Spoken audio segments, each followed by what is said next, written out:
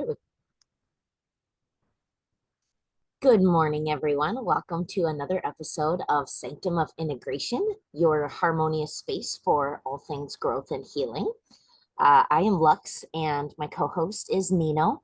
And today this is a group discussion, so we may get some participants eventually, but if not, it's going to be a lovely discussion between the two of us either way. And we're going to discuss a bit of a far out topic known as star seeds. It, if you have ever heard of the term, but maybe approach it with a bit of skepticism, that's okay because the both of us did as well. So we're looking forward to breaking this down with you, not only into some of the different types, but we want to take it a level further as to why that's even important or useful information and how you can use it to navigate your life. So, Nino, my dear, why don't you start us off with a little bit of your experience in your research or diving into the topic of star seeds? Yeah, thanks, Lux. So I'm Nino, in case anybody didn't see me on the camera earlier. Um, Starseeds is something that I've been hearing about for the past 2 or 3 years when I started my kind of journey into awakening, and um, I approached it as something with a lot of skepticism. Actually, I didn't believe in starseeds. I didn't really think I cared about starseeds. Like, why is this even important to me if I'm here on Earth? Like, who cares what starseeds are and what do they even have to do here?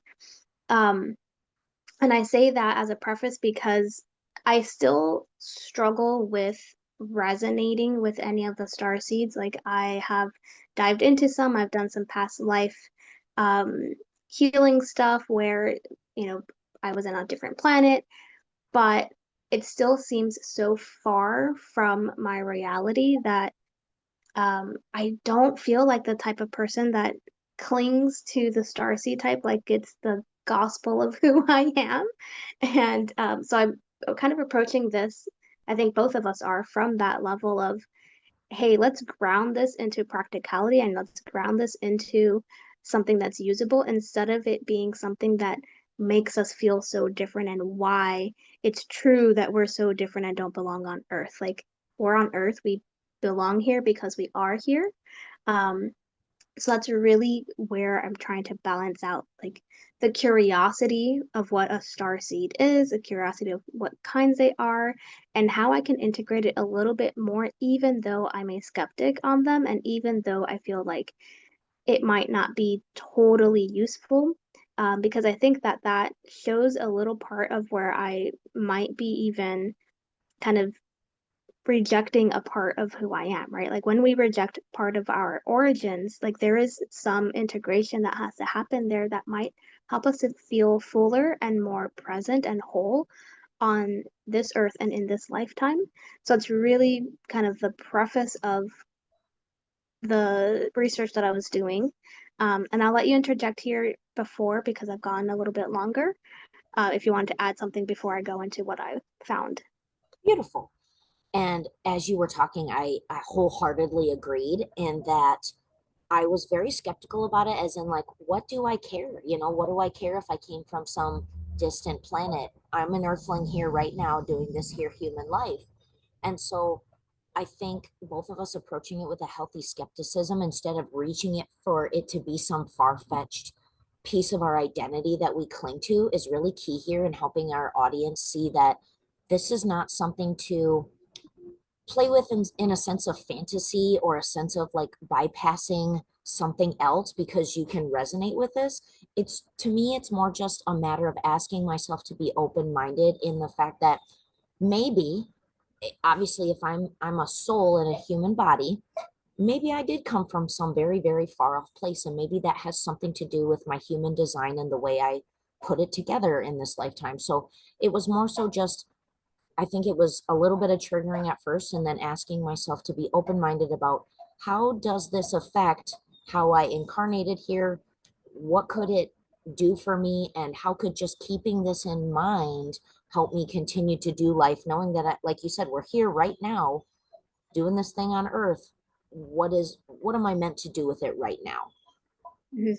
Yeah, that makes sense. And I like that you mentioned human design because I started looking at the starseed types as an additional layer of like personality quizzes that we do, you know, the Myers-Briggs, the ocean, like all of these things that we use are just to understand ourselves, and we're never meant to take them on as the sole identity, like soul SOLE, like the only identity that we have. But it is just to be informational and to give us an understanding of where we might have more weaknesses or strengths that we can lean upon or help us grow. So I think when we look at starseeds as a growth opportunity as well as a, oh, now I understand myself a little bit more. Now I can see like these are my strengths and I can really, you know, focus on these, and these are the places where, oh, yeah, I know that I struggle here. And it might be because it's a past life pattern or a soul level, like cosmic pattern, but I don't have to be identified with them. And now I can move forward knowing, like, yeah, this one's going to be a little harder for me to work through, but I can still work through it. And that's why we're here on this earth as human beings and not as like we're not in that planet as starseeds right now. We're here to integrate the past and the now. So, with that, I know that you created a nice little cheat sheet for starseed characteristics. So I'm going to kind of look at that um, for the specific starseeds that we're going to do today, because I know between you and I, we have found documentation from anywhere of like 12 starseed types to 32 plus starseed types. And if we tried to talk about them all today, like we would be here for hours upon hours. So, if you have your document up, we'll kind of just go through them. And for anyone who's joining the replay, we will have this document available to you in the Facebook group. Um, and it's going to be kind of reshaped because it's kind of in its very raw format right now, but we are going to make this a little bit prettier and more useful for everyone. And if you've done your own Starseed quiz, we would love to know if you agreed with the Starseed that you got, or if you feel more resonance with something else based off of the description that we're going to give you today. And again, we're not going to dive deeply into all of these, but it's just to kind of stir a little bit of curiosity on the different types of star seeds.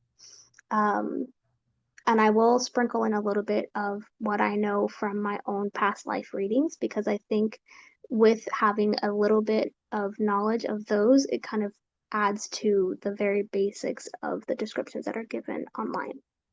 Um, so the first one we had was the Orion starseed. Obviously, they're from the Orion constellation, but some of the things that they find interesting are like the STEM topics, your science, technology, your chemistry, your astronomy, all of those more scientific um, topics. So obviously very intelligent beings, very scientific beings. They are like kind of research oriented, um, but they can struggle with emotionality. They can struggle to learn how to love and have relationship properly because they're so in their research and scientific mind.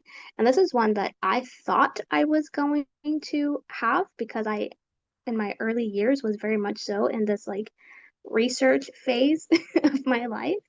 Um, so I felt like I was that, like I was anticipating to be an Orion, and I have had life, past life stories of being on Orion and being like a scientist and a researcher.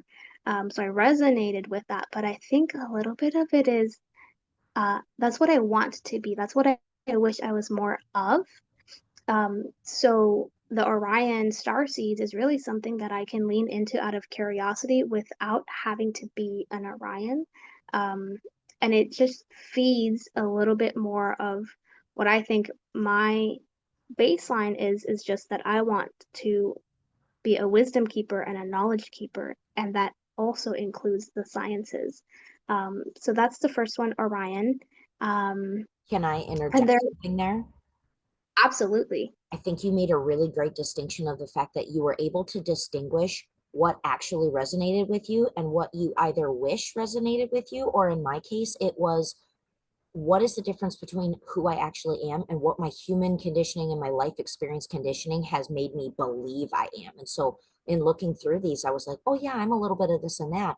But in actuality, the more aware I become of myself, the more I am realizing that that is who I was taught to be, not necessarily who I originally want and desire to be authentically me. So that's a really important distinction to make, is what genuinely is a gut yes versus what you are feeling like you are trying to make fit. Yeah, I like that you brought that up because it's the difference between the mental plane of, our conditioning and there's a car coming through. And like the nurture versus the nature, right? We've been nurtured to do certain things by parents and family members and society that are probably some of these other starseed types. So these are the values that they have. And when we are in the family dynamic where our parents are different, perhaps starseed types, they have influence on our personality, but it's not our baseline. And we can confuse the two. So, like, I know even when I was looking through the star seeds, like you said, I was like, oh, this is me, this is me, this is me. And then, like, oh, there's 5 different star seeds now. Am I all of them? Am Right. I just one of them primarily? I don't know yet. So yeah, I like that you brought that up. And the whole point is to learn self, to learn self so much that the identities that we are given by society or by the cosmos, in this case, the different star seeds, are less of a constraint and more of an awareness. Really So, good. yeah. Did you want to take one? I don't know if you want to just pull one from here that you specifically dived into, or if we want to just Sure. go through a couple of them. Yeah, actually, I think this is a great little segue into how we mentioned um, like you said, well, as soon as I start resonating with a lot of these, now I've got possibly 5 different starseed types. And I'll make a quick note here too that I built a playlist on YouTube of where I sought my starseed resources, and these people were really passionate about talking about it. So I would recommend them and sharing the playlist for helping you figure out what resonates with you. Because sometimes just listening to someone talking about it for me was like, oh yes, or oh no. But in that noticing of, well, is it more than one? Is it many? The in the research I did, it indicated that you could potentially have more than one origin, meaning you incarnated or you had experiences on all those different star systems, and then you brought some of that experience into your earthly existence. For me personally, I have this weird personal bias of like, well, at least on earth here, we say that your hometown is your hometown or your birthplace. You only came from one place, at least one lifetime at a time. So I'm like, to me, having many of them doesn't really resonate with me. What stuck out like 110% for me was Pleiadian, in the fact that it's a it's a wear your heart on your sleeve, overly sensitive, you're here for love kind of person. And as I go to explore myself and peel back all of the human conditioning of my life, I feel very deeply resonant with that is what I'm here to do. So Pleiadians are pretty common. One of the funny things that I noticed was one of the researchers said that they can live in multiple dimensions and incarnate on multiple dimensions at the same time. And that totally resonates with my deep belief that I can and absolutely should be multitasking at all times. So I just thought that was like a funny side note of, yeah, I'm probably doing 1,500 other things in 5 other dimensions too, because that's just me. But one thing I'll also mention too is what stood out for me is how strongly I resonated with one and how strongly I averted from others. So um, I was listening to a girl. She had this beautiful explanation of Mintakins, and she just so loved talking about it. And I was like, no, no, that doesn't ring a bell for me at all. Or like the draconian stuff that has to do with a certain constellation where a lot of like reptilian type entities come from. And I was like, lizards gross me out, like nothing about that sounds wonderful or like me at all. So I think it's just as important to figure out what feels good to you versus what feels not so good to you, so that you can start to distinguish not only what resonates and what doesn't resonate with you, but maybe yourself in distinction with the other people in connection with your life and why you're connected because of those differences. Yeah, that's really funny because one, I love your raw humor of like, no, there's no Ain't no lizards in my life, I'm sorry. no what's in my life. But I also laugh because like the one that you're like, no way, Mintonkin. I was like, oh yeah, that's kind of me. Like more water element, more like connection with water beings, water animals, also like wanting to live by the water, like very um spiritual kind of aspect is like something that I was like, oh yeah, that's totally me. Wanting to be like people pleaser and be compassionate, that's totally me. But at the same time, I was like, Syrians. I was like, Actually, and Syrians. it's funny because I very much was not resonant with Syrian, especially when I read one particular thing that said very even keeled and hard to anger. I am full of emotions all the time. So even though maybe I'm more fire and you're more water, but to call me even keeled, somebody like anybody that knows me would laugh because that's a funny joke. So like to some of these things make sense, but like to call me an intense daydreamer or very even keeled or fascination with Mhm. mermaids, things like that, as minute as those details might seem, they are, little keys or little indicators of, yeah, that does fit me, or no, not so much. And I think all of that's okay. Yeah, definitely. And that's funny too, because even when I was drawn to the Syrian, I was like, oh yeah, drawn to lost civilizations, ancient cultures, like very water type, just like the Mintonkins, and loving sci-fi and fantasy. I'm not an intense daydreamer. I don't like tattoos and piercings. Like, don't get that needle away from me. Right. But having a great sense of humor and silliness, I'm like, that's not really me, but everything else seemed very resonant. So there's also pieces within the primary starseed that you can resonate with, but not everything is going to be in resonance. Like you're not going to have 100% resonance with. I mean, if you do, great, but if you don't, like that's natural because ultimately that might be an origin, but we have evolved so much throughout different lifetimes that you're not always going to have 100% resonance with any one single starseed type. And that is totally okay, but it also shows your evolution and um, like it just shows probably the places where you have already alchemized and Right. re resolved some things that needed to be healed from that lifetime, from that starseed origin. Um, and that I think is a positive thing. Exactly. I think this is a perfect place to interject that one of the fascinating things I was listening to when I was hearing somebody talk about star seeds is he said, I don't really care to talk about physical features because, yes, they may resonate with you, but at the same time, you may have done several lifetimes on Earth and they may have been all over the place. You may have been African in one life and a bird in another, or white in another, you know what I mean? So to say that you carry those physical features, it's minimal to me and in terms of importance because as we evolve and as we keep coming down here, you may just choose like, hey, in this lifetime, I want to be fascinated and covered in tattoos and piercings. And then maybe there were consequences for that. And so the next lifetime, you decide otherwise. And I think that also touches on the fact that, like you pointed out with evolution, one of the big things I want to dive into is why we're here, which is it should be a healthy balance of what are you here to learn from Earth, as well as what is Earth here to benefit from you. You know what I mean? And so, in that evolution of your soul in doing these lifetimes, as well as where you came from, there should kind of be a fine tuning adjustment to the point where at one point when I was listening to this stuff, I asked myself, oh gosh, what if I'm none of them? What if I'm just a plain Jane Earthling?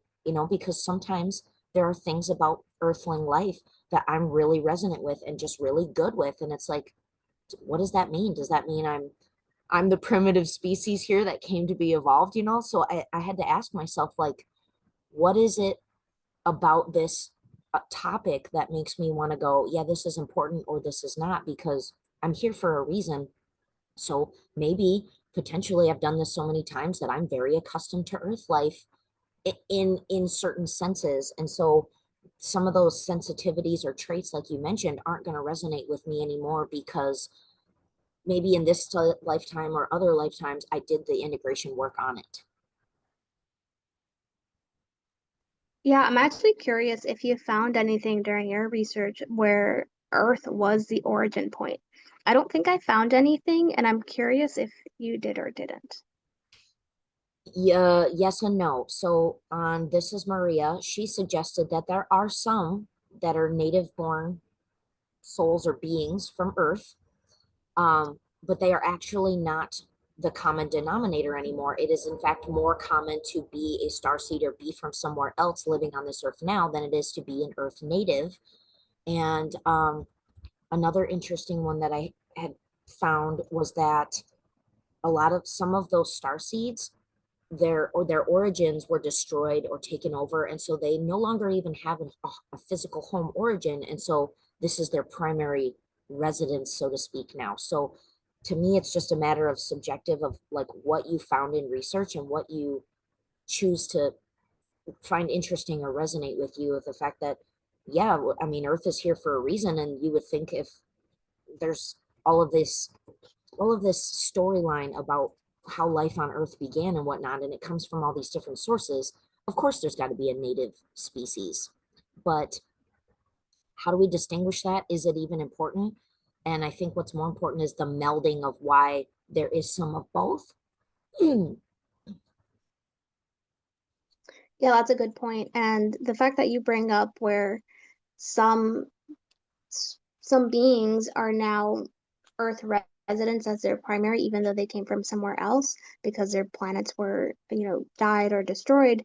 Um, I think that helps to kind of tease out the fact that there are some people who feel like perpetually lost or unbelonging. Not home. And it could be because their planets are no longer, right? And it's not to say that you're always going to feel that way, but it is an invitation for you to integrate into where you are now, Hmm. what your what your present home is, and knowing that ultimately, like we all come from a source being, so that is our true home before a planet is, right?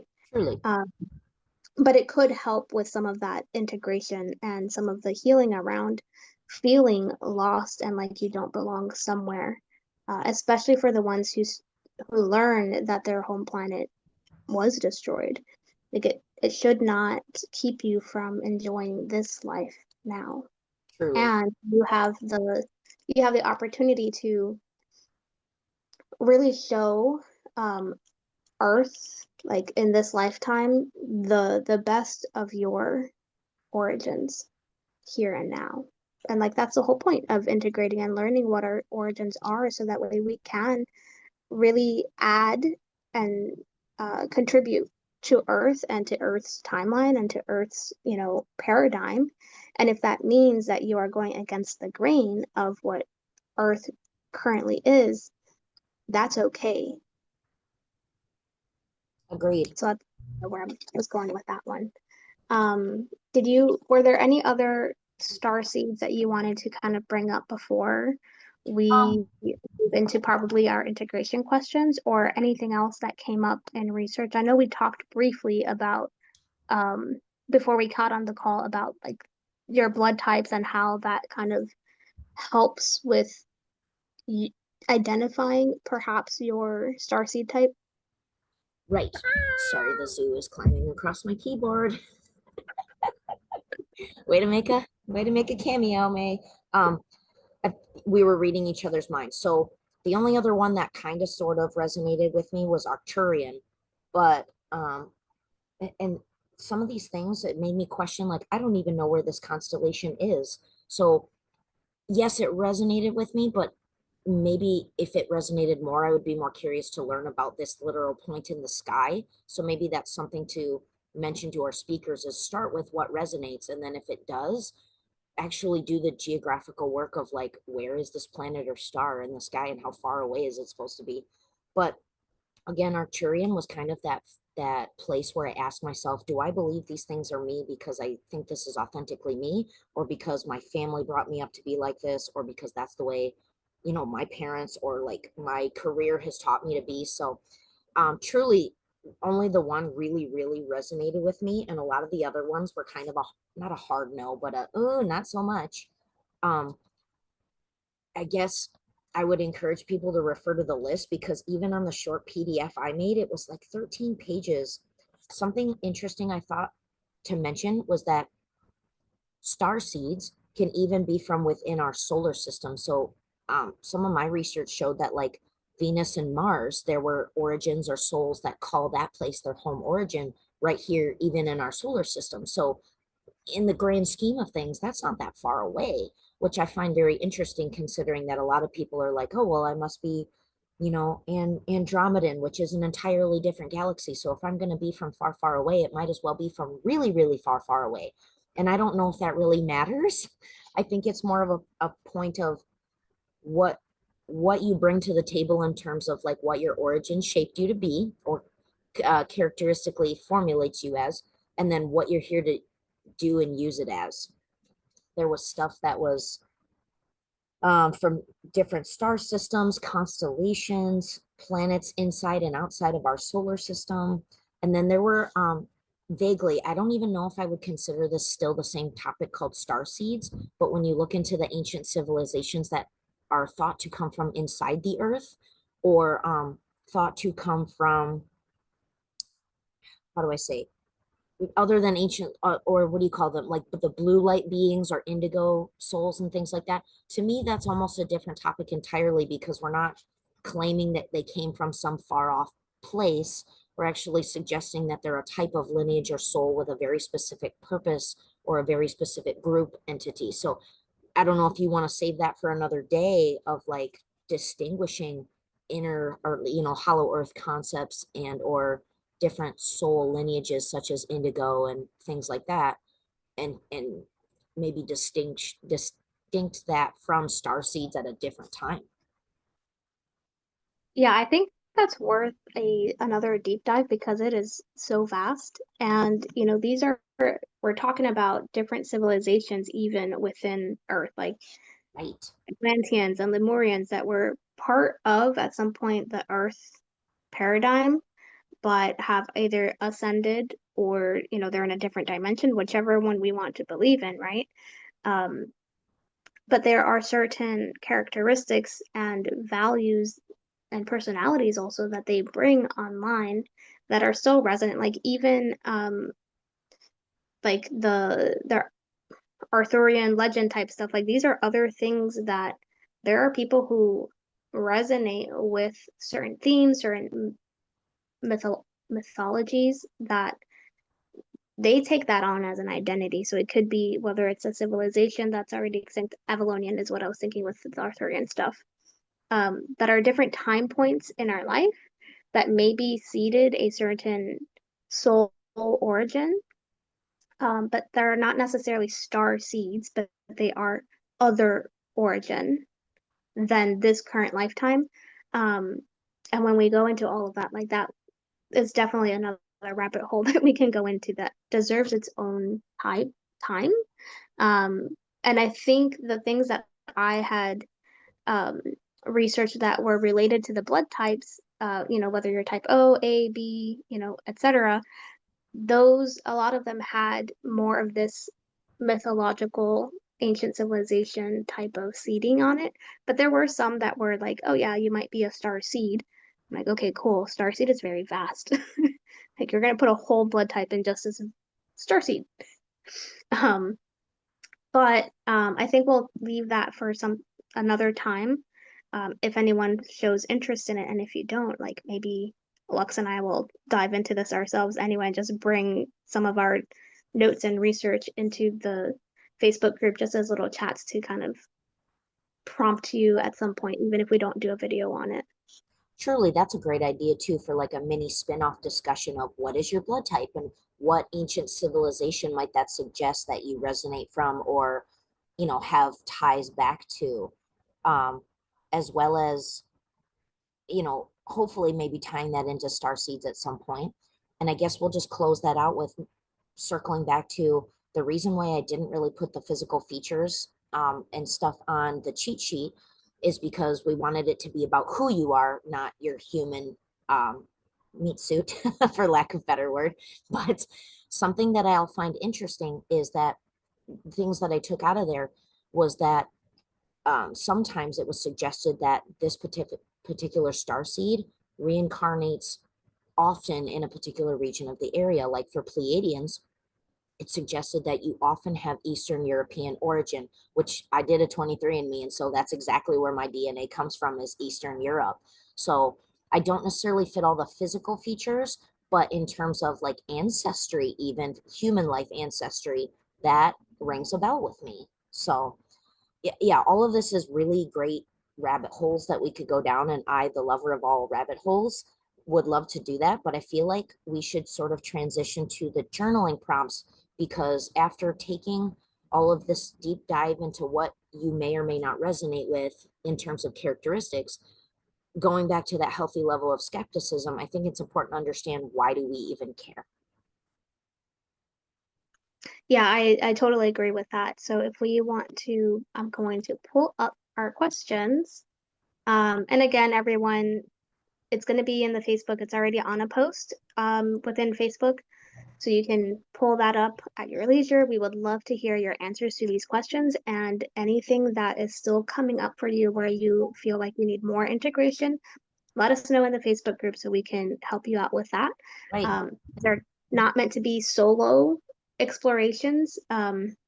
You're welcome to do that, but these prompts are really meant for you to bring them into the group if you need more support or if you just want to show your process for integration that maybe we didn't think about because again we are both approaching this from a skeptic standpoint, but if you are more integrated in your soul origin, perhaps there's other questions on here that you would like for us to dive deeper into or for us to consider for a deeper integration that is more holistic.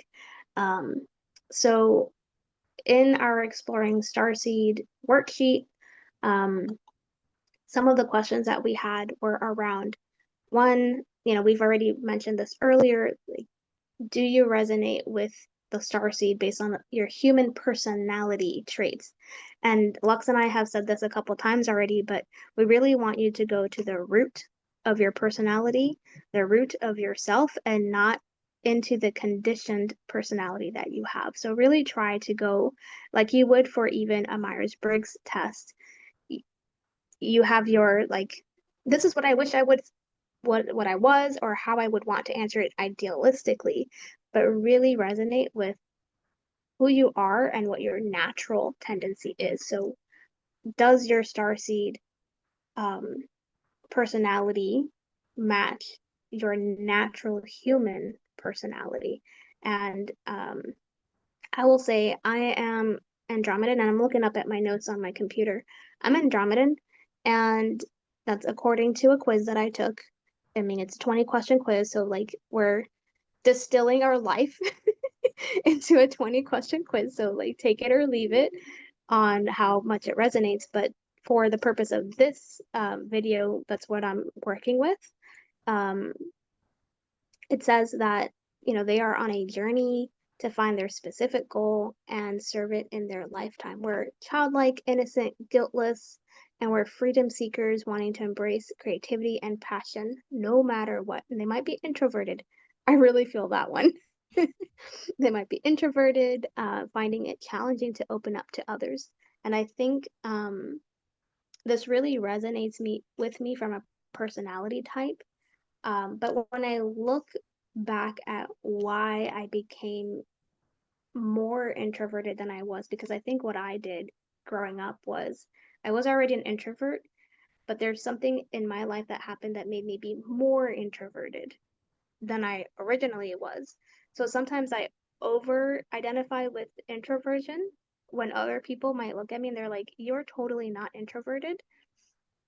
Um, so that is one where I'm like, ooh, it made me question what's my baseline, my natural level or degree of introversion, and is that because of my star seed or is that because of my nurturing? versus my nature, like how I was blueprinted to be on this planet.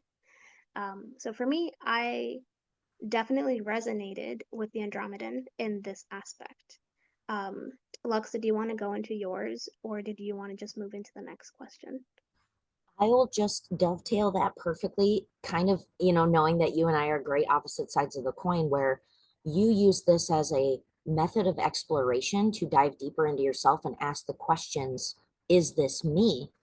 Not to say that yours is any less beneficial. I guess I'll just point out that the distinction in my exploration of this, it was a lot more confirmation to me than question asking, because feeling like I resonated 95% with Pleiadian and what they're here for and their strengths and weaknesses. Um, it was a lot more confirmation to me of, yes, I have been doing the self exploration work, and yes, I have been becoming more aware of who I am versus who I think I should be or who I was taught to be. So I think it's beautiful that we both point out the way that this exploration can be used. Yeah, definitely, because anything that we do, we can use it to confirm us or to dive into deeper questioning. Mm-hmm. Neither are bad, but they have distinct purposes and distinct results, right? Because I could definitely have been like, oh, yeah, that's totally me. Yeah, I feel whole and complete with that because that's just me, rather than questioning, is this actually me? Like, I don't know. Maybe I need to dive deeper into this, right? There's completely different routes that the way that you explore these questions and any questions that you have with any spiritual topic can take you on a different path. And I think And I it's think that, beautiful. Oh, I'm sorry to interrupt. no, go ahead. I think it's beautiful that we can speak to both types of audiences. So whether you particularly care about star seeds or not, or you strongly affiliate with one or not, it can speak to both types of audiences, whether you need this for sense of exploration purposes or confirmation purposes, because both are really beautiful.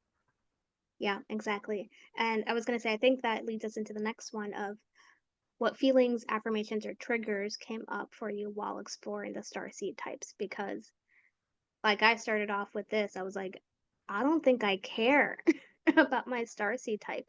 And I can really get curious about star seeds and enjoy the research part. But a part of me is like, yeah, I'm enjoying this research, but it's just data and it's not something that I care about in the essence of like, this is going to make or break me if I'm not a certain starseed type, or if I am something that I'm like, oh, I hate it, or oh, this confirms everything I am and I don't like it, or yep, this is totally me and there's no way I'm ever going to change. Interesting that you say that, because it's almost like you were being challenged to accept that there might be a fear or like an apprehension to accept what you find as integration. Like, do I want it to just stay as data, as separate from me, or do I want it to become part of me and accept that? Which points out too, because my experience in the beginning research, like you said, of what do I care, but then as I'm starting to listen to this stuff and go, oh my gosh, what if I'm an earthling, or oh my goodness, what if I'm these things, it made me fight the battle of worthiness, like from a fundamentals way zoomed out concept of, am I okay with this, and do I deem myself valuable regardless of the results I find? That's a really good point, especially when someone might show up as like a draconian or reptilian, which we have on this path of spirituality. I know I heard a lot. Draconians, reptilians, grays, they're all bad.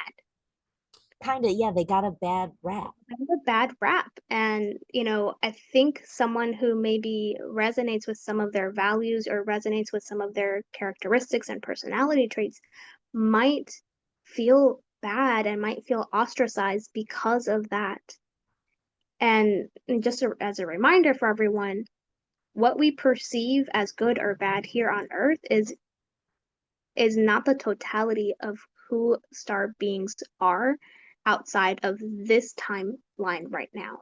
Right. And just because a starseed type I'm going to use the word something like nationality, demographic, is deemed as bad, doesn't mean that all of them are bad. And they And still have really important uses in this human lifetime. I think one of my bosses is of the draconian nature, and I'm okay, happy she's my boss because I don't want her job and she's really good at it. So why would I be upset about that? yeah, that's a good point. And I very quickly looking at the kind of characteristics of the draconians. And these are drawn to science, math, technology. They're leaders. They don't take kindly to authority higher than themselves.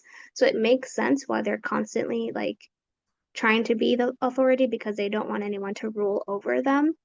Um, and they are more chameleons. They like jobs in politics and community leadership, military, architecture, construction. Like these are not bad things, but when we put them in the context of, what we're hearing they're doing based off of some other person, or some other spiritual, pathway that say like these are bad people. If you distill it down to the characteristics and personalities and values, there's none of that there, and it's up to the person to choose their path. Truly. And to integrate what they came here to integrate and what you came here as a soul to try to learn and accomplish in this lifetime.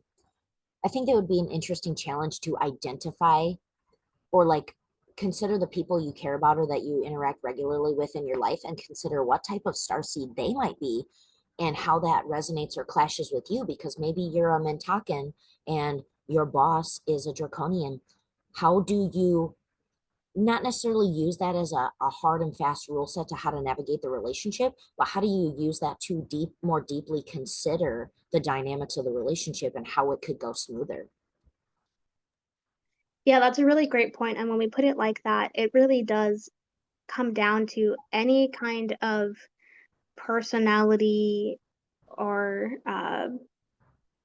like group dynamic kind of uh, methodology is a wrong word, but frameworks that we have because we can use starseeds and things like the Myers-Briggs as frameworks to just help us integrate a more harmonious human experience with other people. At the end of the day, we are still working on the paradigm of community. We are still trying to achieve unity and harmony. And these are just meant to be frameworks for understanding a difference in what you are, so that way you can more harmoniously integrate and uh, what's the word I'm looking for? My brain. It's life, My you know? brain went. So Yeah, like you want to yeah, integrate life, but you want to be able to actually have a better dynamic with people. And that comes with getting to know yourself and then understanding how they are and kind of weaving something that works for both of you. doing the dance. Yeah. Yeah. So in transitioning maybe to another journaling prompt, what is an area of your life that you felt like a struggle or a tension due to the fact that either you could more deeply consider a trait that resonated with you that maybe you could embody more, or something that would be a healthy way to embody, but you're very much in opposition to it right now? I actually would love for you to start on that one. Okay.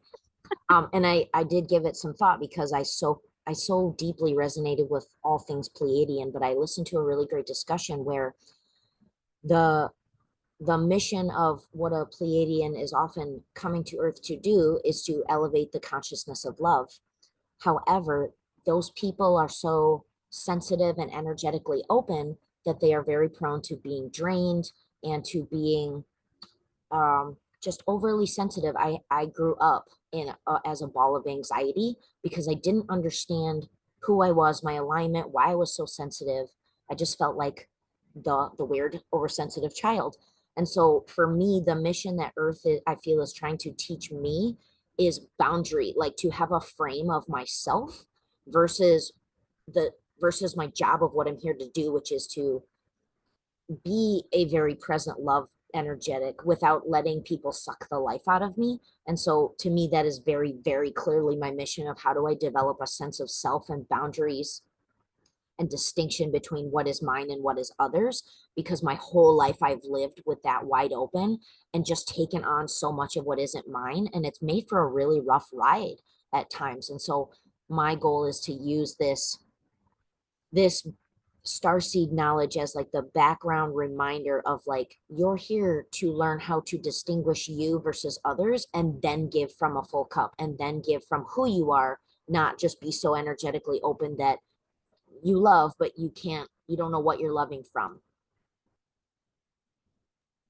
Yeah, I totally understand that. And when I was looking at the Andromedans and what they struggle with, I did find resonance with that. Like being vulnerable to extreme levels of stress and anxiety was one that was there, but also some of their like strengths and weaknesses were about spontaneity and excitement, having a resilience that I didn't feel like I had, or being more adaptable. So they're more fluid to change. And I always felt like change for me was so challenging and I really did not like it.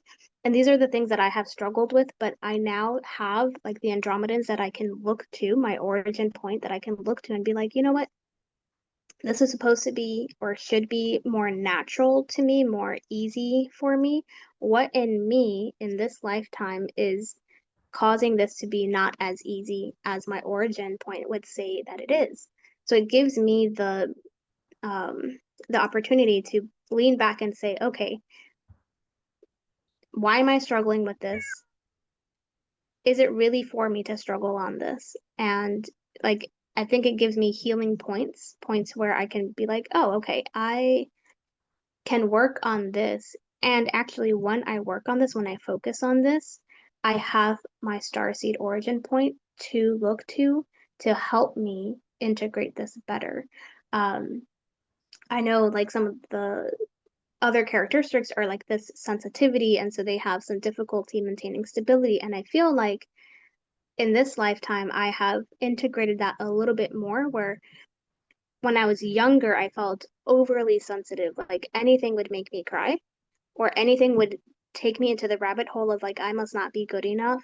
I can't do anything right. No matter what I do, nothing goes right. To now, over, 20 something years, because I'm counting like maybe I was 10, over 20 something years where I've been actually doing the work, I have been able to heal that part of me. And now I feel more whole. And this is where I can say, like, the Andromedans do feel more resonant now because I have integrated and come more into the strengths of the Andromedan and have worked out some of the weaknesses of the Andromedan to be a more healthy Andromedan, if that makes sense. I think that's a really great way to put it, because you kind of already dove into how am I going to use this as a motivational springboard to do my life a little differently. It's just you're already starting to put it in that practical application of, well, if being flexible and adaptable theoretically should come natural to me, how can I embody that more, and how can I use this origin point as a something to lean on, a strength to lean on in tough times of, no, you are built for this. And maybe that's what you came here to do. So go ahead and do the thing and lean into it. Um, I think that was a really great way of putting that, noticing the challenge, and it, rather than being discouraged or deciding to disengage or be disresonant from it, you decided to look at it as, well, maybe this is the next step for me.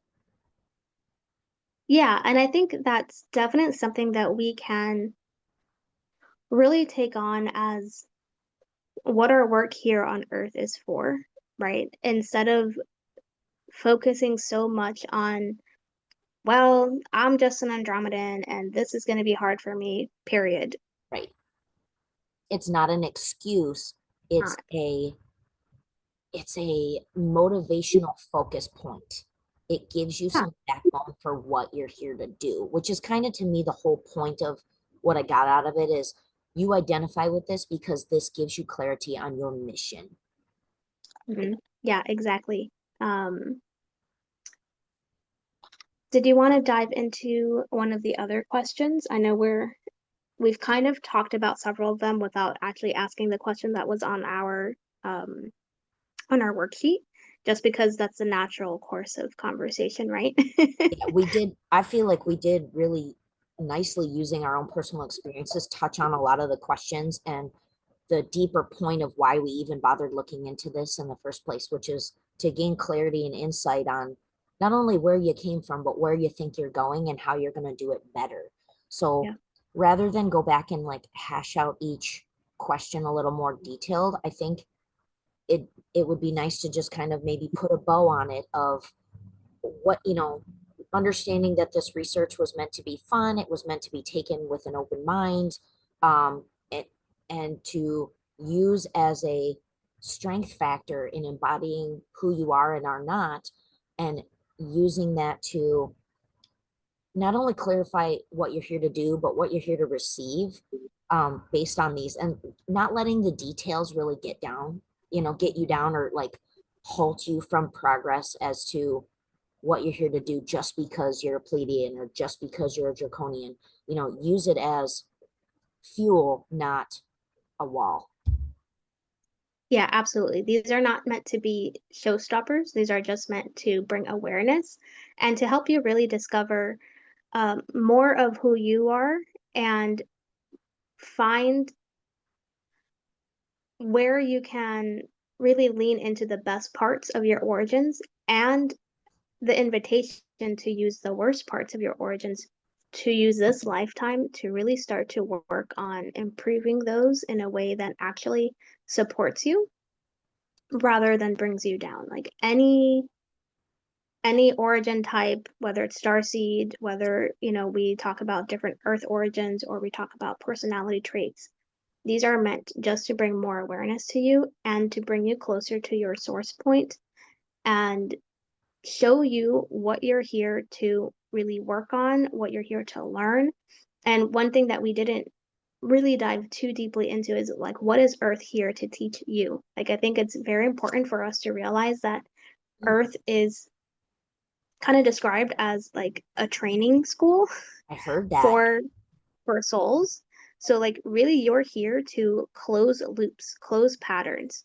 And if you're seeing that your soul origin has a certain pattern that you're not fond of or that you think is detrimental, then that is part of the reason why you're here. That is part of the reason um, that you're being invited to see that and work on how to look at the other star seeds, look at, Earth and what we are actually doing well on Earth, or what other star seeds are doing well or better than maybe your baseline star origin is, and learn from that so that way you can come back to wholeness and come back to resonance with the the truer soul origin, and the truer soul origin is our source, the creator that made all of us, right, before planets existed. That's the source point of wholeness, and the star seeds and earth beings are just meant for you to get data and information that helps you be a better you. Truly, that And was I'm not saying, the perfect way. yeah, and I'm not saying like be a better you, like now you have to work hard to make yourself better because you're not enough, but a better you in like you are feeling more whole, more complete, more happy in who you are, um, because you're being more of your natural, true self and not being held by conditioning, by external nurturing personality things. And instead, you're just being a child of source. Truly, it's the it's not an excuse, it's the invitation to embody your authenticity more deeply, to enjoy it. Well, I think that was one of the juicier starseed discussions I've ever heard. I think we're going to be a force to be reckoned with in that topic, knowing that we've touched on a lot of things that I didn't come across in our research. So I think it's really fun that we have added to the topic in terms of data and research and conversation about what this is all about. So I hope that people find our material, the right people find our material, join in the post conversation, all the things. So thank you, Nino, for a beautiful starseed deep dive. I thought this was the nicest way to start my Tuesday morning. And until next time, when we dive into another juicy topic, we will see you all later. Bye, everyone.